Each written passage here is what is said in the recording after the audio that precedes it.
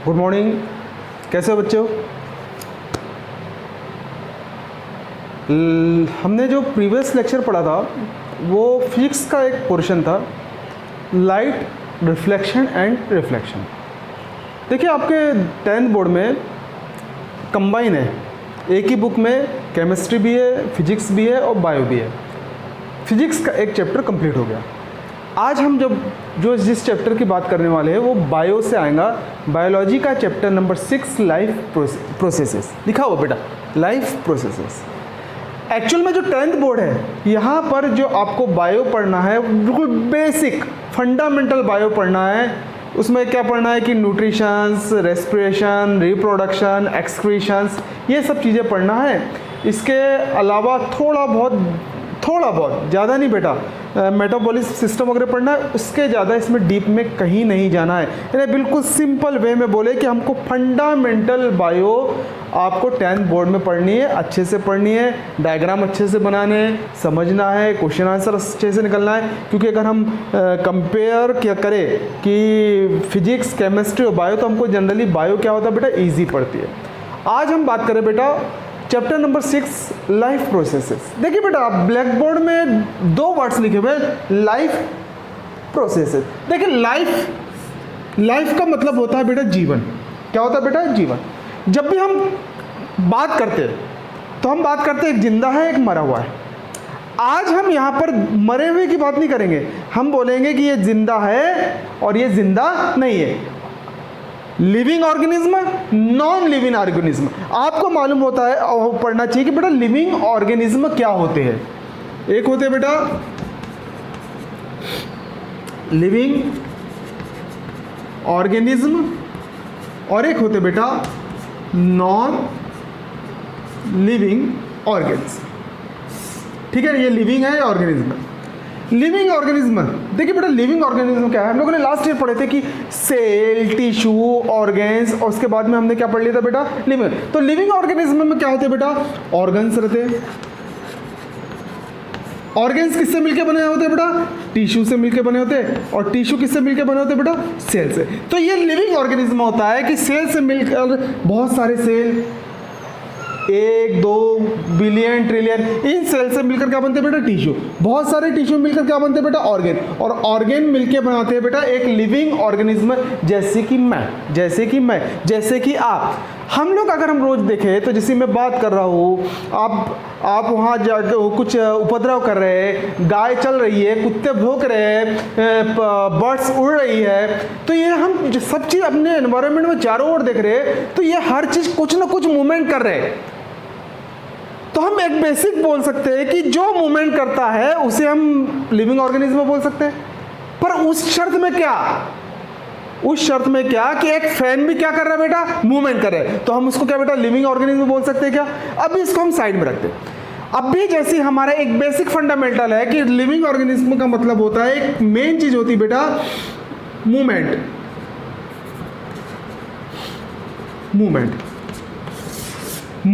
Living organism का हमने एक बोल दिया कि क्राइटेरिया है, कैरेक्टरिस्टिक्स है। पर फैन भी तो मूवमेंट कर रहा है ना बेटा।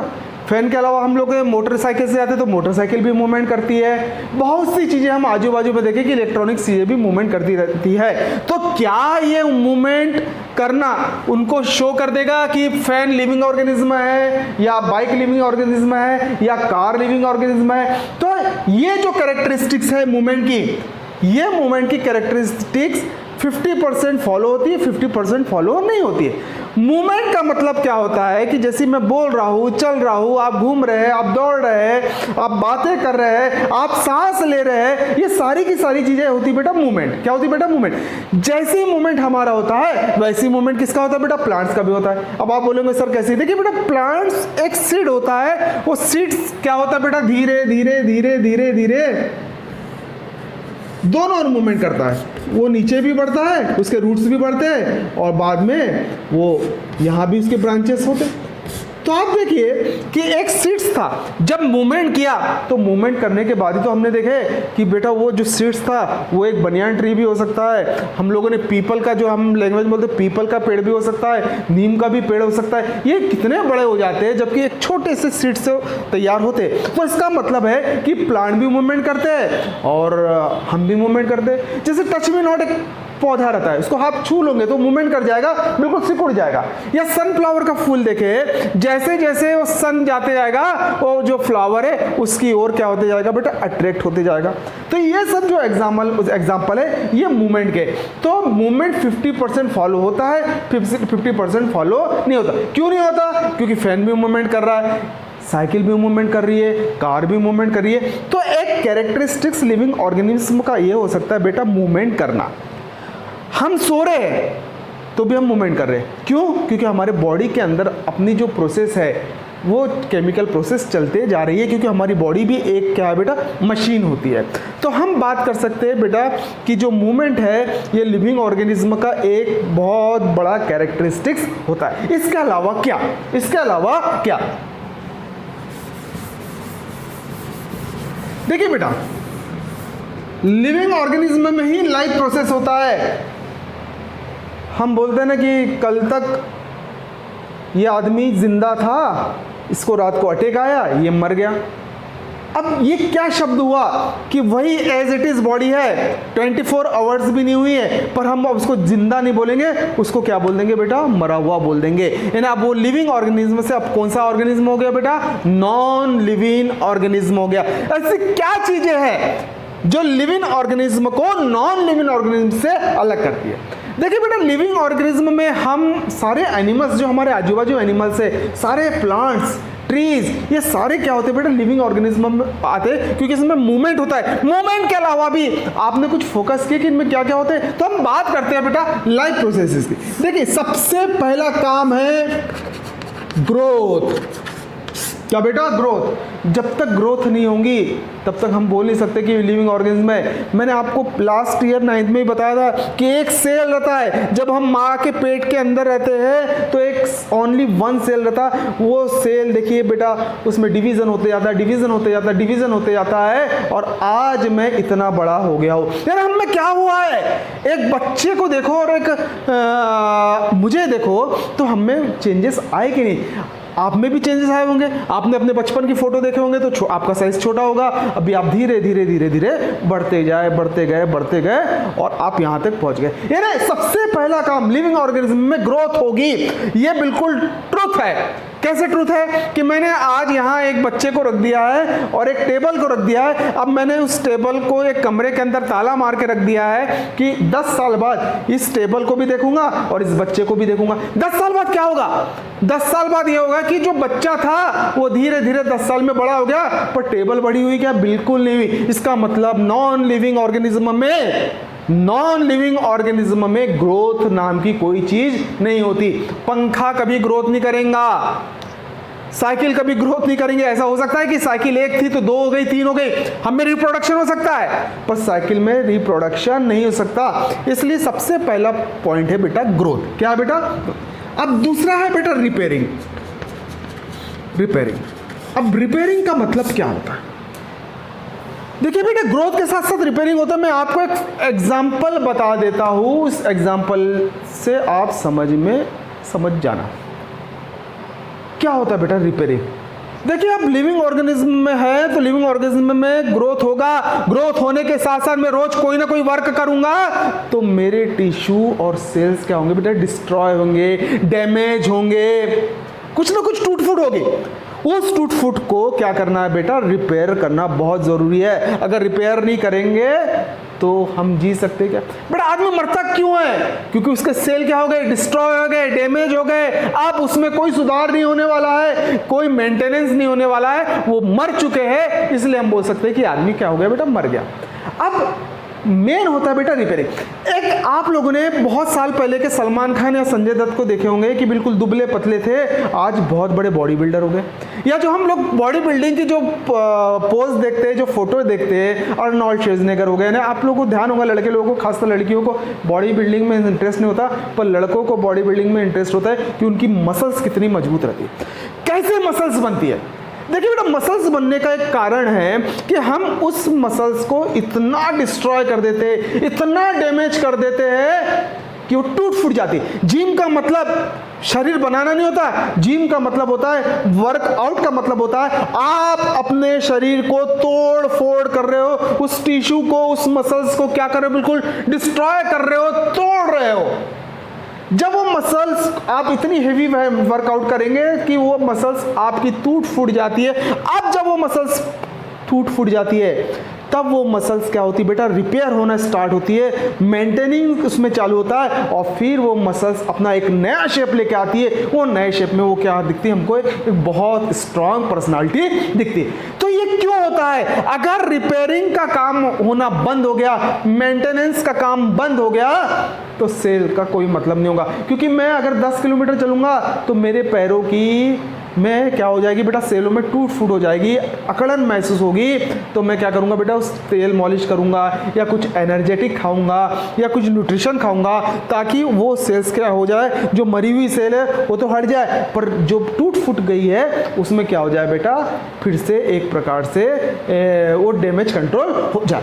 तो दूसरी चीज होती है बेटा ग्रोथ के साथ साथ रिपेयरिंग। तीसरा होता है बेटा न्यूट्रिशन। अब न्यूट्रिशन का मतलब क्या होता है? लास्ट ईयर पढ़े थे न्यूट्रिशन मतलब इन्हें पोषण होता है अच्छा खाना जिसमें कार्बोहाइड्रेट बैलेंस हो, जिसमें प्रोटीन हो, फैट हो, मिनरल्स हो, विटामिन्स हो और वाटर हो। ये क्या काम करता है? अभी मैंने आपको एग्जांपल दिया था कि जब हमारी बॉडी टूट फूट जाती है, जब हमारी मसल्स फट गई है, अंदर से डिस्ट्रॉय हो गई है, तो उसके बनने के लिए तो हमें क्या चाहिए बेटा, न्यूट्रिशन वैल्यू चाहिए।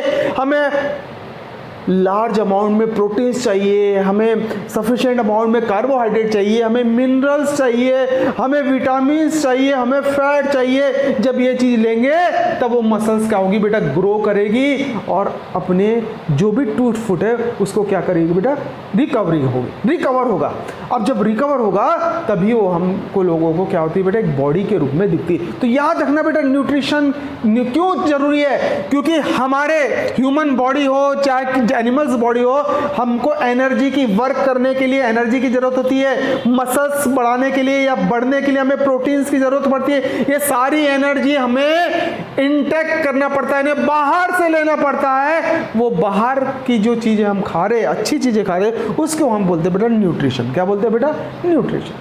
तो आप समझ में आया न्यूट्रिशन, इसको हमको डिटेल में पढ़ना है। सिर्फ आज हम फंडामेंटल पढ़ रहे हैं कि क्या क्या चीज है जिसको हम लाइफ प्रोसेस बोलेंगे। इसके बाद आता है बेटा रेस्पिरेशन। रेस्पिरेशन का मतलब क्या? देखिए मैंने कुछ लिया है, कुछ छोड़ा है, लेना और छोड़ना।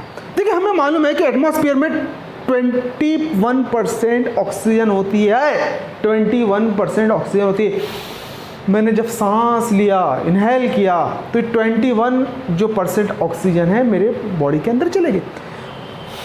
पर जब मैंने छोड़ा तो ये केवल 15 to 16% ही बाहर आई। 21% मेरे शरीर के अंदर गई, मेरे बॉडी के अंदर गई और 15 to 16% ही बाहर आई। इसका मतलब मैंने यूटिलाइजेशन किया, मैंने यूटिलाइज किया ऑक्सीजन का, ऑक्सीजन को मैंने अंदर खर्च किया है। वो खर्च क्यों किया है? देखिए बेटा, हमें एनर्जी चाहिए और एनर्जी बिना ऑक्सीजन के पॉसिबल है ही नहीं है, क्योंकि जो मेरा फूड होगा, जो मेरा फूड एनर्जी में कन्वर्ट होगा, तो उसका ब्रेक डाउन करने के लिए मुझे ऑक्सीजन चाहिए। अगर ऑक्सीजन नहीं मिलेगी तो मैं जिंदा नहीं रह सकता हूँ। मैं 64 डेज बिना खाए जिंदा रह सकता हूँ, मैं 3 डेज बिना पानी पिए जिंदा रह सकता हूँ, पर मैं 3 to 10 मिनट्स बिना सांस लिए जिंदा नहीं रह सकता हूँ, क्योंकि मुझे ऑक्सीजन की रिक्वायरमेंट पड़ेगी। क्यों रिक्वायरमेंट पड़ेगी? क्योंकि मेरा जो फूड हुआ है, जो मैंने फूड को इंटेक किया है, उसको ब्रेक डाउन करने के लिए मुझे ऑक्सीजन की जरूरत पड़ेगी। यहाँ तक आपको ये चीज़ें समझ में आना चाहिए कि ऑक्सीजन हम जब 21% लिए, 21% लिए, तो हमने कम से कम 5 to 6% उस ऑक्सीजन का क्या कर लिया बेटा, उपयोग कर लिया। वैसे ही ऑक्सीजन के साथ मैंने कार्बन डाइऑक्साइड भी निकाली। अब आप बोलोगे कि कार्बन डाइऑक्साइड, देखो बेटा 0.03% कार्बन डाइऑक्साइड एटमॉस्फेयर में है, मैंने लिया, जब मैंने सांस छोड़ी तो ऑक्सीजन तो निकली, नाइट्रोजन भी निकली, कार्बन डाइऑक्साइड भी निकली। पर आप देखिए ऑक्सीजन 21% अंदर गई थी। कितने परसेंट गई थी? 21% गई थी, पर 14 to 50% बाहर आई है। पर जब मैंने कार्बन डाइऑक्साइड ली थी, जब मैंने सांस एक्सेल किया, मैंने सांस छोड़ी, तो वो निकली बेटा 4 to 5%। यानी मेरे बॉडी के अंदर कार्बन डाइऑक्साइड क्या हुई बेटा? प्रोड्यूस हुई। उस कार्बन डाइऑक्साइड को किसी भी हालत में निकालना जरूरी था। आपको मालूम है कार्बन डाइऑक्साइड गैस अच्छी नहीं रहती, ज़्यादा कार्बन डाइऑक्साइड होने से घुटन होती है और घुटन होने से आदमी मर भी सकता है। तो कार्बन डाइऑक्साइड में क्या किया बेटा? बनाया। अपने बॉडी के अंदर में कार्बन डाइऑक्साइड बनी। क्यों बनी वो हम आगे पढ़ेंगे, क्यों बनती है वो हम आगे पढ़ेंगे। तो ऑक्सीजन की रिक्वायरमेंट हुई, कार्बन डाइऑक्साइड मैंने छोड़ा। इस दोनों प्रोसेस को हम बोलते हैं बेटा रेस्पिरेशन। ऑक्सीजन को लिया और कार्बन डाइऑक्साइड को मैंने छोड़ा। अब रेस्पिरेशन हो गया, क्योंकि न्यूट्रिशन को ब्रेक डाउन करने के लिए किसकी जरूरत पड़ी? ऑक्सीजन की जरूरत पड़ी। जब ब्रेक डाउन हुआ तो एक नया मटेरियल निकला, वो कार्बन डाइऑक्साइड हुआ। उस कार्बन डाइऑक्साइड को हमें बाहर निकालना जरूरी है। इसके अलावा एक्सक्रीशन।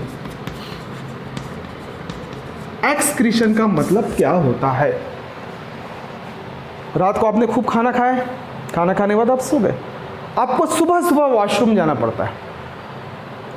हंसने की कोई बात नहीं बेटा, ये प्रोसेस है, ये सारे एनिमल में ये प्रोसेस है कि वॉशरूम हमें जाना ही पड़ेगा। क्या हुआ? देखिए बेटा, हमने जो न्यूट्रिशन खाया, हमने जो भोजन खाया, हमने जो फूड लिया, उसमें जितना उपयोग था हमारी बॉडी ने उसको लिक्विड फॉर्म में उपयोग कर दिया। जो वेस्ट बचा है, जो क्या बचा बेटा? वेस्ट बचा है। उस वेस्ट को हमें बाहर निकालना ही पड़ेगा, किसी भी हालत में निकालना पड़ेगा। एनी हाउ उसको हमको बाहर करना ही पड़ेगा, क्योंकि उसको बॉडी को उसकी रिक्वायरमेंट बिल्कुल नहीं है। वो एक प्रकार का टॉक्सिन्स है, उसको आपको किसी भी हालत में बाहर निकालना पड़ेगा। हम दिन में 10 बार यूरिन जाते हैं। यूरिन क्या होती है बेटा? यूरिन भी हमारा एक वेस्ट प्रोडक्ट रहता है, इसको हमको बॉडी के बाहर निकालना पड़ेगा। पसीना निकल रहा है, ये भी वेस्ट प्रोडक्ट है। तो ये वेस्ट प्रोडक्ट जिसको बॉडी को जिसकी कोई भी रिक्वायरमेंट नहीं है, किसी भी हालत में बॉडी के बाहर निकल जाए, उस प्रोसेस को बोलते हैं बेटा एक्सक्रीशन। क्या बोलते हैं बेटा? एक्सक्रीशन। और लास्ट है बेटा इसका रिप्रोडक्शन। क्या बेटा? रिप्रोडक्शन। रिप्रोडक्शन मतलब हम, जैसे मैं मेरे माता पिता से हुए, मेरे माता पिता से हुए, उनके माता पिता से हुए, तो रिप्रोडक्शन हो गया। अगर रिप्रोडक्शन नहीं होता बेटा तो ये संसार चलता क्या, ये अर्थ चलता क्या? अगर आज मैंने तय किया कि मेरी आने वाली पीढ़ी रिप्रोडक्शन नहीं होगी तो यहाँ ही एंड हो जाएगी कि नहीं? तो रिप्रोडक्शन हम 10 लाख ईयर अगो से रिप्रोडक्शन करते आ रहे, तभी तो हम सर्वाइव कर रहे हैं। तभी तो हम क्या करें बेटा? सारे एनिमल्स रिप्रोडक्शन करते, अपने ही जैसी संतानें तैयार करते, उसको रिप्रोडक्शन करते। मैं बोल सकता हूँ कि फैन रिप्रोडक्शन कर सकता है क्या? फैन एक है 10 साल बाद भी एक रहेगा। केवल लिविंग ऑर्गेनिज्म एक ऐसे है जो क्या कर सकते हैं बेटा? रिप्रोडक्शन कर सकते हैं, अपने आप को सर्वाइव कर सकते हैं, अपने आप को बचा सकते हैं, अपने जैसे और प्रोजेनी को वो तैयार कर सकते हैं। उसी को बोला जाता है बेटा रिप्रोडक्शन।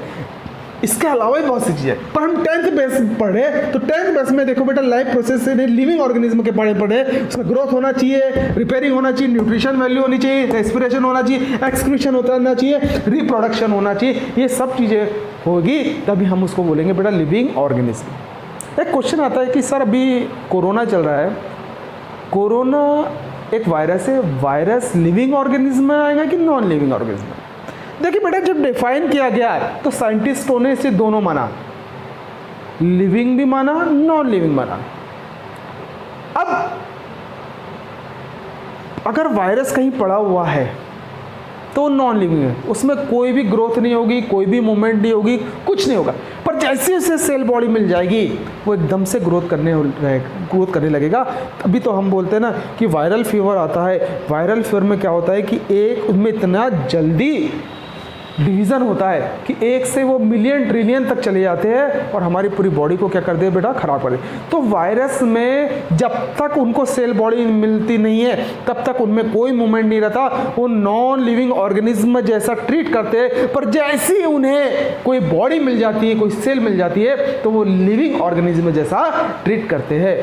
आज के लिए फंडामेंटल कॉन्सेप्ट इतना ही है, इसे अच्छे से समझ जाइए, ज़्यादा कुछ लिखना ही नहीं है। हमने लाइफ प्रोसेसेस के बारे में पढ़े थे, living organism and non living organism, उसके बारे में हमने समझाया। और ये सब चीज़ें मिलके ही क्या बनाती है बेटा, लिविंग ऑर्गेनिज्म, और इसी को बोला जाता है बेटा लाइफ प्रोसेस। ठीक है, आज के लिए काफ़ी है, अगले लेक्चर में मिलते हैं।